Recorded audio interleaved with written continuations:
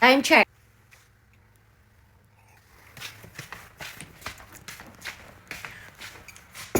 Time check.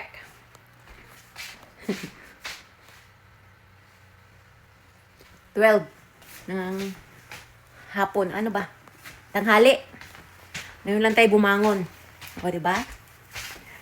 Sulitin natin yung anak tayo ng kontraktor, guys.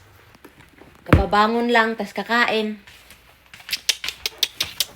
Pag mga Nepopotamus talaga. Nepopotamus, baby. Wala ha. Update sa ating kusina. Yehe, hindi na siya makalat. Binilhan ko siya ng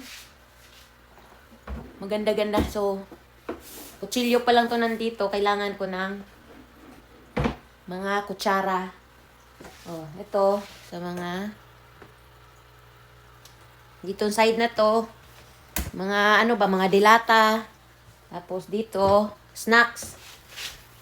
Tsaka ako ano-ano.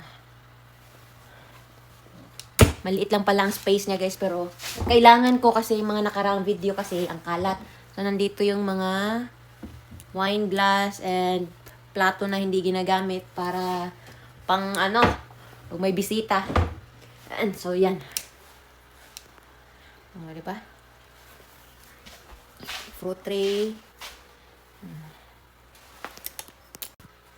Lumuwag na yung ditong area ko. Hindi na siya nagsisiksikan. So, maglilinis tayo, maghuhugas tayo. Dahil anak tayo ng kontraktor. Ay, nako. Ang dami kong hugas yan. Nangyari. Anak ng kontraktor, taga-hugas ka lang pala. Yan. At itong burger na to,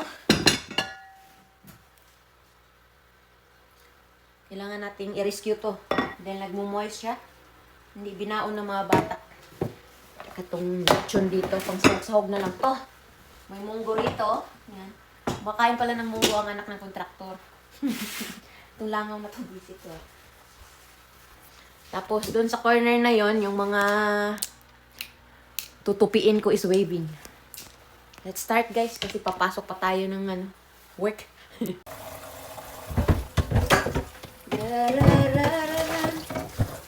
Tatapon ko na to. Ba't ko hinugasan? Tatapon. Parang nilagyan na lang natin to ng mga snacks. Kasi itong gripo niya, ginamit ko kahapon, gumawa ko ng juice. Sobrang bagal ng mas mabilis, mas malakas pa yung ihi.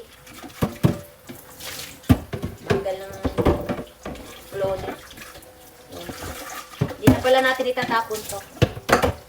Gawin na lang natin itong kapakinabangan. Lagyan ng mga snacks.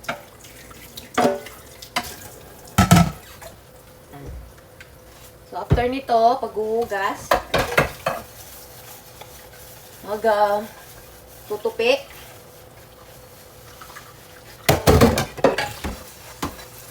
Yan, bago pumasok sa work kasi alas 2 alis ako. 2:30 naman yung clock in natin.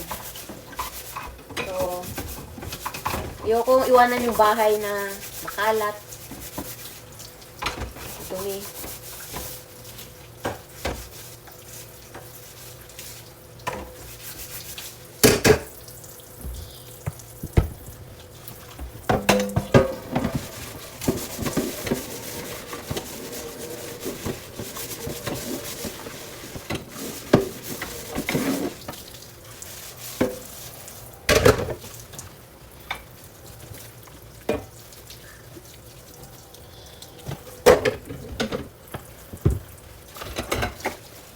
Tapos, paandarin ko yung dishwasher.